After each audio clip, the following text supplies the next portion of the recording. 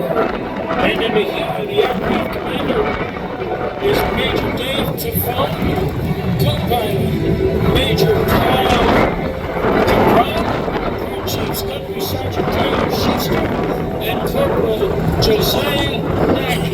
Here they come, ladies and gentlemen.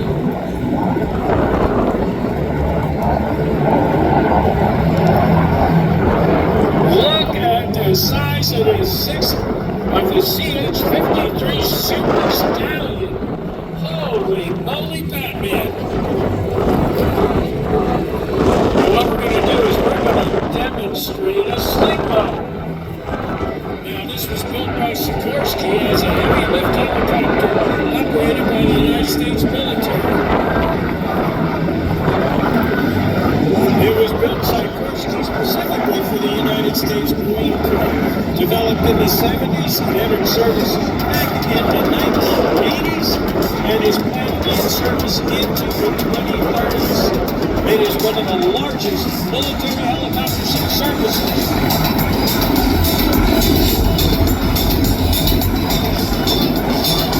It is operated from U.S. Navy ships or from land.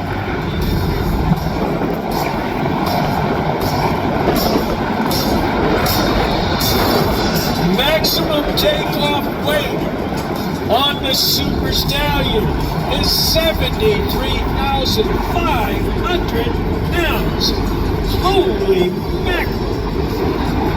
Powered by 3 General Electric T64 GE-416 engines, rated at 4,380 horsepower apiece. The main rotor diameter on this helicopter is 79 feet, featuring a maximum speed of 200 miles an hour, cruise speed of 170 miles an hour, and a combat range of 210 miles. It is capable of transporting up to 55 troops with the installation of seats along the cabin center line with 30,000 pounds of cargo.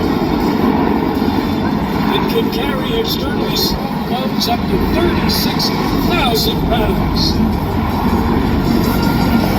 And away they go. And that would be the ultimate getting your car towed.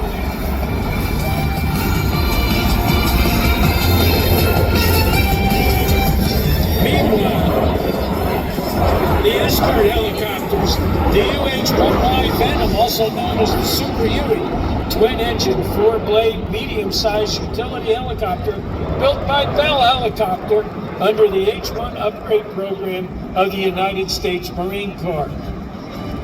One of the latest members of the numerous Huey family, the UH-1Y is also called Yankee. Bell was originally to produce UH-1Ys by rebuilding UH-1Ns, but ultimately used new-build airframes. For 2 minutes and 1,546 horsepower continuous. Now the AH-1Z Viper is a twin-engine attack helicopter based on the AH-1W Super Cobra, designed and produced by Bell Helicopter, one of the latest members of the prolific Bell Huey family, often called the Super Cobra.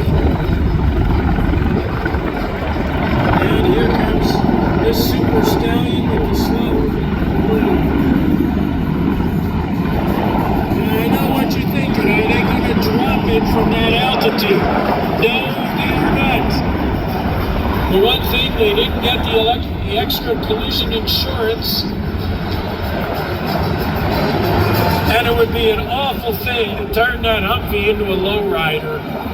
It'd be a very difficult way of doing it. As well as the 2.75-inch Hydra unguided missile. It's basically a dumb missile. You fire it, you forget it. Here comes the fun part.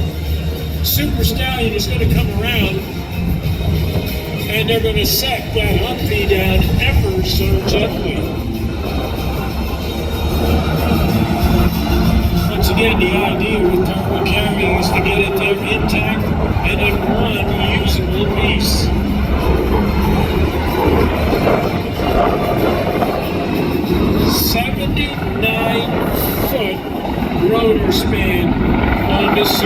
Stallion. That is just unbelievable.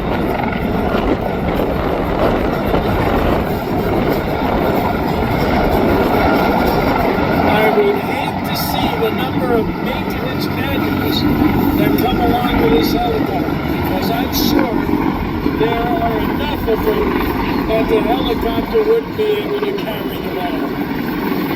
Not in frigid form, anyway. And here comes the landing.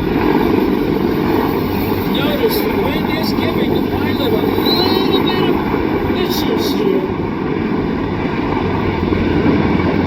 Oh, it doesn't get any prettier than that.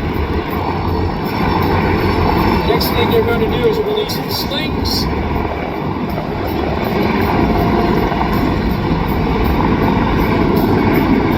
And away they go.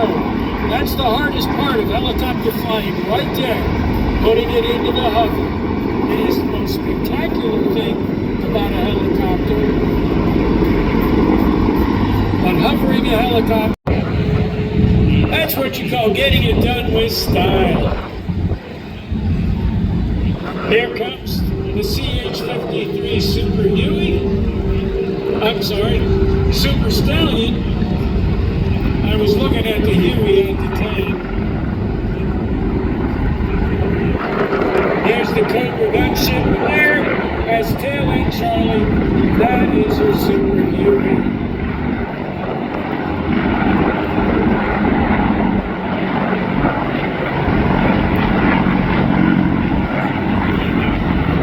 That Super Stallion, that's what you call a big helicopter.